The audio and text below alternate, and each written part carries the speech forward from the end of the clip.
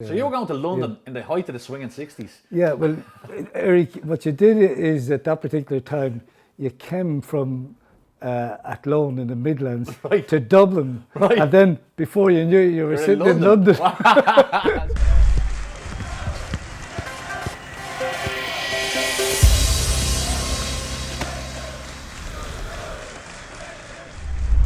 So you're all very welcome to episode 4 of RTB, and I am very, very, very happy to announce our two guests today, two Bohemian stalwarts of the club, managerial and playing legend, Mr. Turlough O'Connor himself, Bohemian royalty, and of course the voice of Dalymount Park, Mr. Lar Rogan. You're very welcome, gents. Thanks very much for joining us. Thank you very much, yeah. Lar, of course, you are the third member of the Holy Trinity of Irish men speaking into a microphone after Larry Gogan, Terry Wogan, and Lar Rogan. That's yourself. I've been dreaming up that one all night. I was waiting to say that to you today. So tell me, Lar, you recently celebrated the 60th birthday. Yeah, 60. You're looking well for it. I don't know what I'm doing with it. Whatever I'm doing right. It's probably the Bohs thing. Yeah. And people would say, what do you mean by that? Because you would imagine Bohs would age it a little bit. Yeah, it probably has inside. Yeah. But it hasn't come out yet. No, you're looking well for it. You really are. And speaking of looking well, Turlough, a Bohemian legend, a player and a manager at the club, looking fantastic. You're telling me you're out playing a bit of golf at the moment? Oh yeah, just anything to keep exercise, a bit of walking. Golf not great, but the walking helps. The exercise is good, fresh air and the countryside. Yeah. Turlough, if I can come to you first, obviously you were like a major player for us in the 70s and 80s. Like you were like one of our all-time top goal scorers. And as a kid, my dad brought me to Dalymount Park in the 70s, and the superstar of the League of Ireland, the superstar of Bohs at the time was Turlough O'Connor. Do you have happy memories of your time with Bohs as a player? Great memories, yeah, and great people to be involved with at that time. Mm-hmm. And when you go back over the years, and you go, really, I started in the 60s, of course, yeah. You know, yeah, way before your time. yeah. But you have this unusual thing in the League of Ireland, I suppose, Turlough, in that you played for Bohemians, Athlone Town, your home club, and Dundalk, and also managed the three clubs. And you had a lot of success with Athlone and with Dundalk. I mean, I suppose to a lot of newer fans of the League of Ireland, they might be shocked at the success that a club like Athlone Town had back in those days. But you were winning league titles, FAI Cups, League Cups to beat the band. Yeah. And it must have been a great thing to have all that success with your hometown club.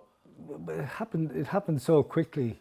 But the starting off of it, of course, was Sean Thomas here as manager when I actually came here to play in around 64, yeah. 65, and that was really the start of it. And we had a very good amateur side at that time, where we competed against the Shamrock Rovers, and that we won some President's Cups and Leinster Cups, and I think we finished third in the league, yeah, as an amateur side. And that was the start of my career in football, really. And then I was lucky enough to go with Jimmy Conway to Fulham. Went to Fulham, yeah. What are your memories of that time? That was in '66. There were great memories. Two great years. So you were going to London in the height of the swinging 60s? Yeah. Well, Eric, what you did is at that particular time, you came from Athlone in the Midlands to Dublin, and then before you knew it, you were sitting in London. So what was it like for a Midlands boy in the bright lights of London? I never settled in London. Too many distractions, it was too much too quickly. Yeah. But I was very lucky to be with Jimmy, and we were in digs in Putney for about 6 months together. And it was a marvellous experience, and it helped me a lot for my career later on. Then in the League of Ireland, so that experience held you in good stead for the years ahead. Lar, can we go back to the start of your time as a Bohs fan, and how did it all begin for you? It all began with my dad. He was born down in Richmond College, just off North Circular Road, and after the war, if you want to call it that, he just started following Bohs at the age of 16. So when he first met my mum, they used to come to Dalymount. So that's how far as back. A couple? As a couple, yeah. Wow. And when we were, I can never remember not being here, put it that way. Yeah. I It's can't always been a remember. part of It's life. always been a part of my life, Yeah. and the whole family's life, you know. Yeah. And it's extended out into the brother-in-laws and extended onto their relations. There's about 30 of us now. So you'd have real memories of this gentleman beside you. Absolutely, he was my hero. As I said, like when you used to go to school, when you went from into big boys school, they were all talking about the English players, and all I knew was Dalymount Park. I didn't know anything else. My dad never followed an English side, and he wasn't into the GA. It was just Bohs every Sunday, you know. And this guy here was my childhood hero. He was your superstar. Absolutely, yeah. Well, I mean, there was so many people in that team: Mick Smith, John Durden, you know, Eamon Gregg, you know, from that mid-70s, you know, team. Fabulous, yeah, great. And we had a lot of success in that team in the 70s as well. Yeah, great. It was brilliant. Yeah, it was brilliant. I always remember, my dad never drank, so like after the games, you'd walk down to Eastwall, what about Count Eastwall? Your dad be shuffling along. Yeah, You know, he'd be in a good form. Delight with life, because Delight with Morpho life, winning, yeah. this man was banging in goals. That's it. Yeah. So, some days. Well, when you look at the records for it, was most days. Yeah. Let's be honest. but it was Lar. We had great crowds at that time, you know, and it was, and thankfully we're gone back to it. It was a great community club. Yeah. I mean, East Wall, Cabra, all the north side. It was all Bohs every week, and that's where the rivalry, I think, started way back against Shamrock Rovers, because they were south side, we were north side, and it made such a difference, you know. Yeah, and I know Shells are north side now, but they're not really north side. They just blow in. But they're a new north side club. But anyway, we won't talk about them. But Turlough, another little association, a great association. Like, we're sitting under the Jody stand here, and of course the Jody brand is something you'll be very familiar with Tony O'Connell and the job you had, and that Bohs became one of the first clubs in the world to have any kind of advertising on the jersey when the Jody brand. Can you tell us any memories of that, or how that came about? Or memories. All right, then we'll skip on. There were, from a Jody point of view, they were very expensive memories. Oh, really? Yeah. But it was the involvement that Tony had and the love he had for Bohs, because when I signed back from Fulham, Tony was playing with Dundalk. Right. And I re-signed for Dundalk. And the first night up training, Tony O'Connell turns to me and he says, you know, do you intend working? Because I just signed back. I said, yeah, I hope to get a job and going for it. But he said, we just opened the place a couple of months up in Dalymount, up in Drogheda, and we're going to look for, we'll need a salesman and the whole lot. Would you be interested? This is in the middle of training. You're in the middle of shuttle. That's right. I'll get back to you, Tony. Tony, I'd be very interested. You know? So immediately afterwards, Tony says, by the way, will you be up 9 o'clock in the morning, Dalymount? Yeah, no problem. So that's So it just happened as quickly as that. And then 40 years later, Jody, you know. It's incredible. We had about 40 years. My daughter's name, Turlough, is Jody as well, would you believe? And it's Jodi, not Jodie. Yeah. So it was my wife who actually came up with the name, and she offered the spelling of Jodi. I went, yeah, that's grand, no problem at all. You know, because it was the son who was going to call him the Shed. You know, that was my. I was delighted when we called Jody. But Lar, like, how does one of the questions that was straight into my head, right? You're a long-time Bohs fan since you were a child, and you've Bohs in your blood, through your family and all that. But how do circumstances all come together where you become the stadium announcer? Like, how does that happen? Like, who was the stadium announcer before you, or did we have one before? Yeah, it was a guy called Brendan Murta. Right. And for me, he was and still is the voice of Dalymount, because he was the voice I remembered as a kid. And I believe Brendan in, I think it would have been in the late 80s, decided to move from Dublin. So he couldn't do it anymore.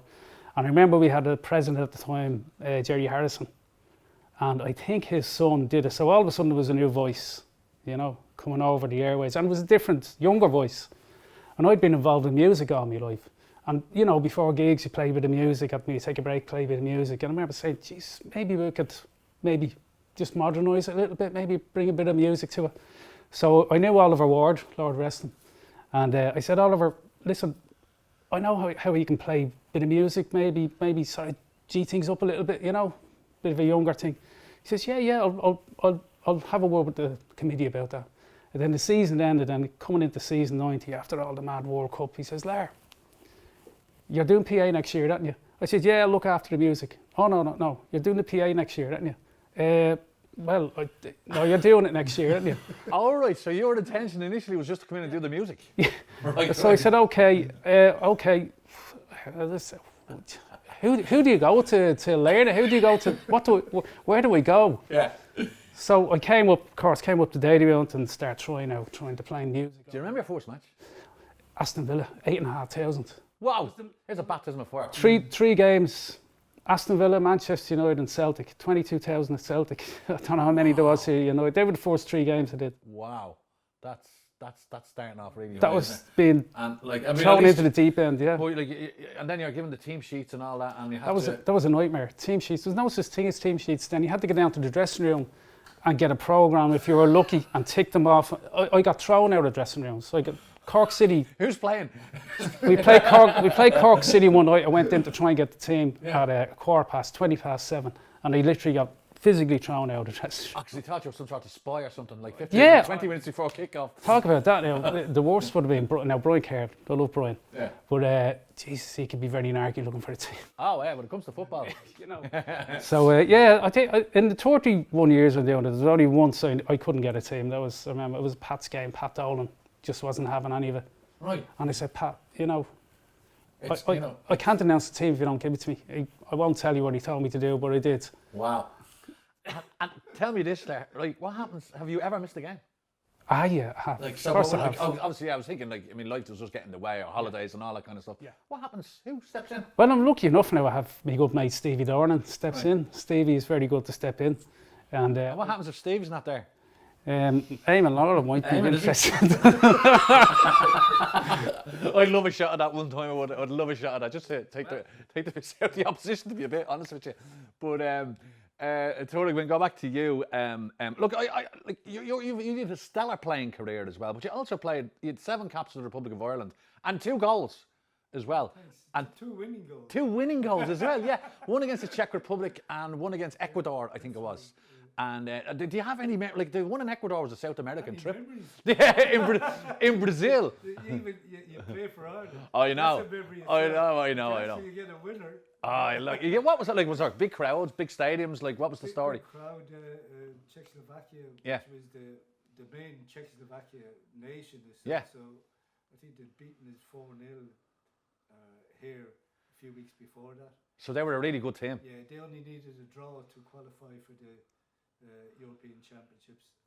And you broke the Czech hearts? You broke the Czech hearts, Turlough.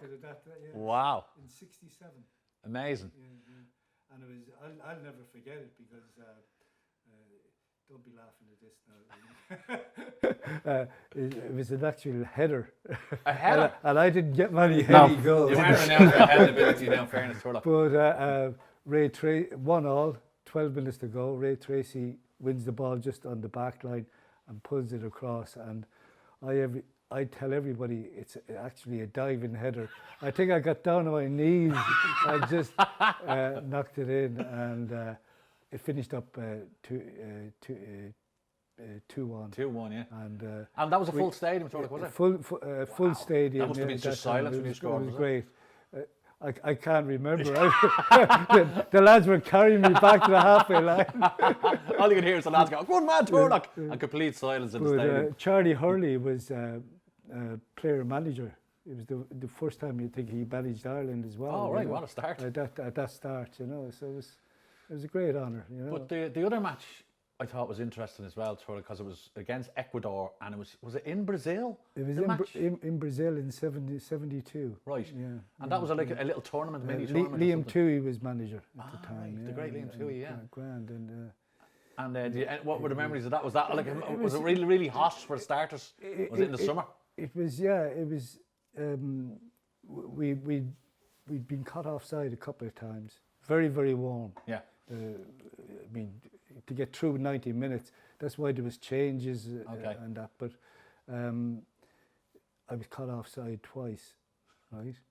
And I was coming with about 3-4 minutes to go, and I just stepped back a little bit more, and a nice little ball through from, as far as I know, it was Jimmy Conway. Right.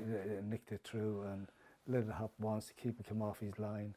I lobbed the keeper, and that was it. 3-2. It was a nice win. Amazing. Like, I mean, that's an incredible thing to have. 7 caps, 2 goals, and 2 winning goals for Ireland, and both of them away from home. Like, that's as rare as hen's teeth that is. Like, you know. I never thought of that, Eric. That sounds very, very good. I'll do your PR tour. Like, thank don't you. worry. No worries. Thank you. Lar, another thing that always came into my head as well as a stadium announcer, right? Actually, like the modern day stadium announcer, like it is I think that does have a bigger role than people do give it. Like, it's not just reading out the teams and this is welcome to the Dalymount Park tonight, and we stand against racism. It's not just that. It's setting a mood and a tempo, I believe. You know, with the music and the tunes and all that. And like, how can you like describe your full role as a stadium announcer with Bohs? Well, yeah, that's it. You try and set the mood. I always remember in the earlier days, I always wanted when people were entering or walking up that lane, they could hear something was happening. There was a buzz. There was something going on. So that's the first thing. You make sure there's a bit of music and a bit of entertainment going, a bit of atmosphere going on. So that always helps. After that, then it's just you need to be careful what you're going to say at all times. I know even if you're playing our rivals, there's enough stuff that goes on in and around other games that you don't want to be adding to. Of course. So you try and get the atmosphere going without sticking the boot in sometimes, but I think we do it reasonably well without antagonising anybody, But it is. I always find you incredibly respectful to no matter who we're playing, and even on big derby days when we're playing against Rovers, and it's always welcome to the officials and players of Shamrock Rovers and the fans of Shamrock Rovers, even if we don't really mean it. So it's a credit to you that you do that. But like it's particularly with European games, Lar, right? And you're getting the team sheet in advance, or the players that might feature that night, and you're going, how am I going to pronounce that? Where do you go to find that information? Like, well, the minute the draw is made, you're on to Google. Is that what you're doing? Is it? Yeah. Right. Yeah. So you're getting pronunciations. At this stage, you sort of know. You look for alphabets and you look for pronunciations. It's a lot easier now than it was years ago. Like back in the 90s, like doing it was a nightmare. Yeah. You'd look for people who went to did languages in school. You'd go try and find people, try and look if you could get anything on video or anything, and then sometimes you meet journalists. Might be in a day before the game, might be in the bar, you come in, you'd run through them. But some of them are difficult. Poland, any Polish team. Exactly, when you got the Eastern European lads, you're like... Polish and Greek. Right. The others now you'll get away, but the other ways, you do have to do your homework. Of course you do. I mean, like I always shudder when I see a lineup, particularly as you say, like a Polish team. You're like, oh my God, how does it? So never mind European games. So nowadays in the League of Ireland, you need to exactly. do We're so multicultural now. Multicultural now. Some of the guys, Yeah, we've had a couple of them playing for us ourselves. Yeah, over the years. Turlough, obviously, as a Bohs fan, one of the most infamous days as a Bohs fan, Lar will back me up on this, was the day we went up to Oriel Park and we needed the point to win the league title for the first time in ages, and we lost 1-0. But the big thing that day was the Bohs bus broke down on the way to Oriel Park, and I think, if I'm not mistaken, that they arrived like 20 minutes, 15 minutes before kick-off or something like that, was it? Something along those lines. Even after that. Was it even later? About an hour and a half, So they're probably getting stripped on the bus and all, getting ready to run out onto the pitch, and they got beaten by a Tom McNulty goal 1-0. Obviously, as with your Bohs connection, Turlough, do you have any memories of that day? Were you getting phone calls saying, listen, the Bohs boys are delayed? Or it was such a disaster from a Bohs point of view. Yeah. You'd never forget it, Yeah.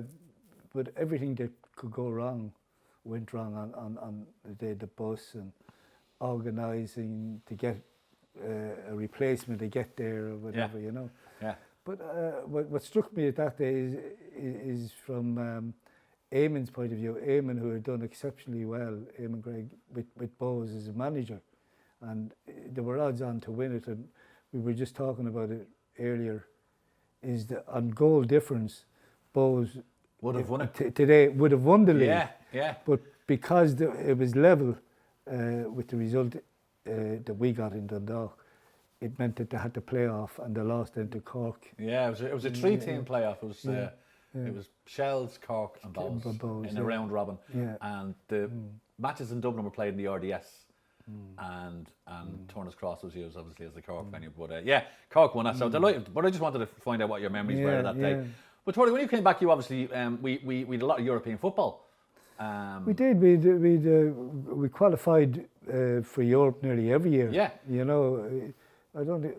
In the time that we were here with Billy as manager as well, I think we every year we. It was a regular occurrence, wasn't it? Yeah, every year, yeah. And of course, in one of the big games that we played was against Bordeaux. I know they beat us quite well, but of course, we can't mention that game without mentioning the great Zidane. It's probably one of the first stadium announcers to announce him onto the European stage. No way. Well, it would have been. He wouldn't have played too many European. I suppose he was only coming through the Bordeaux team at that stage, wasn't he? Yeah, we didn't even know how to pronounce his name. I remember even asking the journalist, because we'd met them here the night before, and he was saying, I think it's Zidane. So that's how I announced it. Right. Zidane. Right, of course, as everybody. He was that young, he even had hair then, didn't he? He had hair, yeah. He was brilliant. Like, I mean, I think even then people could So tell. you were one of the first pronouncers to pronounce his name correctly. Wrongly. I took it wrongly. But I took that off the journalist, so, you know. But, they were talking about him then, but these two guys I was talking to down here in the bar, and they were just saying, you need to watch this. This guy is something special. Yeah. I remember at the time when he was with Bordeaux, like there was talk, there was a bit of a buzz around him at the time, and the big clubs were already looking on the likes of Manchester United and all that kind of stuff. Then he ended up going to Juventus, wasn't it? Juventus was the club that took a chance on him, and the rest is history. But it's amazing to think that a player of that stature once played here in Dalymount before he became a superstar, and you were the manager of the team that came up against him.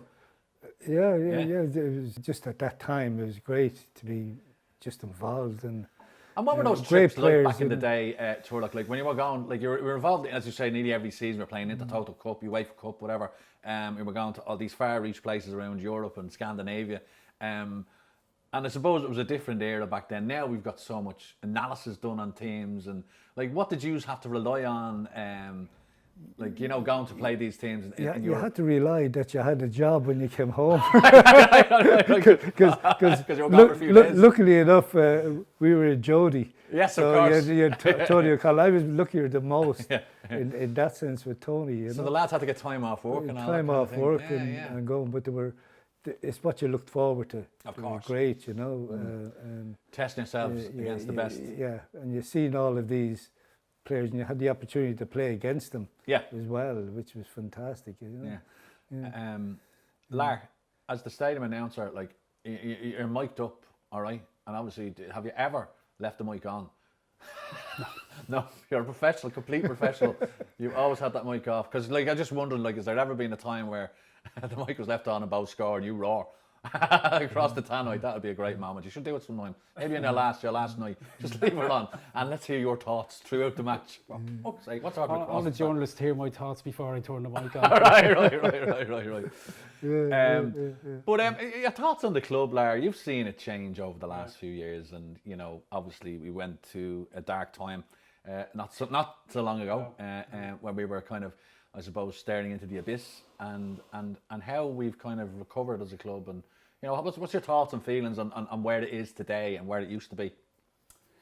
Well, I mean, the club has always been a members club, so I wouldn't go back and dish anybody, because everything is voluntary, done voluntary here, and sometimes the heart reels the head maybe sometimes, and mistakes are made, but they're not made intentionally. But I have to say, the crop of people we have running the club at the moment are amazing. You know, they've done an amazing thing with the club, rebranded it, brought it back to where it was really, you know. And just the feeling around the whole place, you can just feel, you just sense it. Everybody talks about Bohs. Even young lads in work talk to me about Bohs, which wouldn't have happened before. Everybody's talking. You wear that crest now, people look at it and they go, you know, because they're... Turlough touched on it then, when when you were there, it was a great community club, and that's it was. Back to that now again. That's what I'm saying. Yeah. It is twisted in those few years in where there was money thrown here, and left, right, and centre, and we had to learn from that. Yeah. And when I came back here as manager, it was a very lenient time. We were trying to build the Jody stand. We were trying to organise things, and yet the expectations was that we should be successful and spending money to beat the band, which we didn't do. No. And it was the proper thing. It gave us a little base to go on further then and get things right, you know. Yeah. And it is, I mean, when you look at the club now and the way it's been run and it's a success, we're very lucky on the playing side of it. We've got a very good manager. Keith has done a great job with Trevor, and they seem to have a good relationship with the club here. Yeah. And it's fantastic that the club was able to hold on to that. Normally, they would step away after the success that they've had with us, you know, with opportunities coming. But they've held on to the two lads. Yeah. And there's a base then to build for the future. Exactly. And I think that's what's happening here at the moment. It is, yeah. I mean, Keith Long is one of our longest serving managers now at this stage, and obviously him and Trevor signed that 4-year contract. And that's another thing. When have you ever heard Bohs offering 4-year contracts to managers? Well, it shows you the faith it has been. I didn't realise that, but yeah. I never got a 4-year contract in my life. You were wrong, Turlough. You were wrong. You got a 4-year contract. As a player, or as a manager. you got more than a 4-year contract with Jody. But that was year from year as well. Yeah, was it really? Yeah. Okay, sorry. But and I mean, you look at the club and how strong it is. The foundation seems to be so strong at the moment. The youth setup is incredible. Like, there seems to be a conveyor belt of new talent coming. You're looking at like Dawson Devoy, Ross Tierney coming into the first team. So the academy's in a healthy state. They've moved into this state-of-the-art training facility, which is like, by all accounts, world class. It's as good as any of the top clubs in Europe would have as a training facility, with the data analysis, the sports science, and everything else that goes into it. I suppose the worry for, or not the worry, the hope for Bohs is that they maintain this and that we can move into this new stadium as planned in the next couple of years, and then we'll take from there. My only slight worry, I have to say, though, was it looks like a lovely stadium, but it's a 6,000 capacity. I'm going, why is it only 6,000? Why can't it be 10,000? Maybe I'm overthinking things. But I just see, as Lars said, I'm noticing loads of little kids out in the streets of Dublin now these days wearing League of Ireland jerseys. But obviously in the north side, it's predominantly Bohs jerseys. You wouldn't have seen that 10 years ago. No. So it's, I think we're on the way forward. Yeah. So lads, I would just like to wrap up now and thank you both for coming in and talking to us on RTB. And hopefully, God willing, we'll see you both down in Dalymount Park with the fans very, very soon. Can't wait. Looking forward to it. Thanks, lads. Yeah, cheers.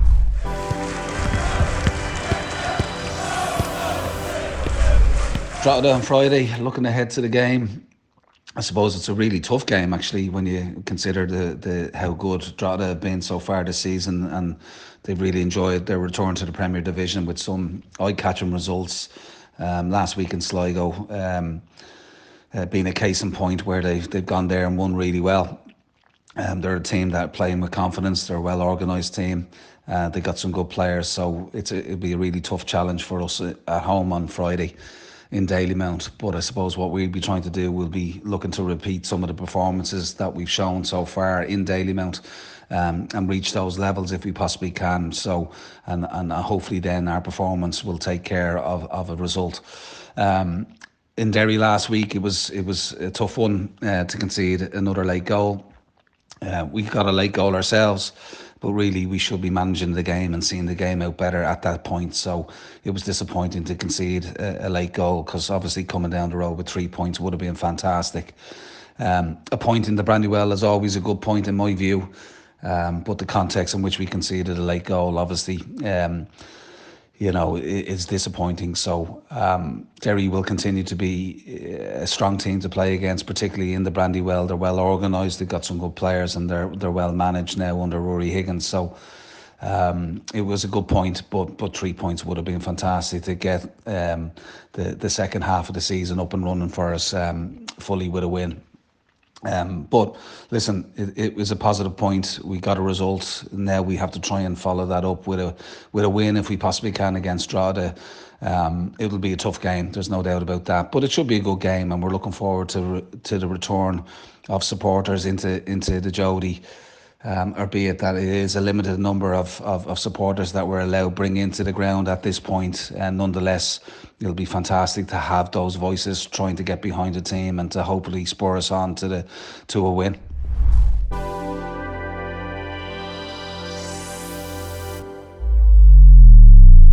Come on, Bohs.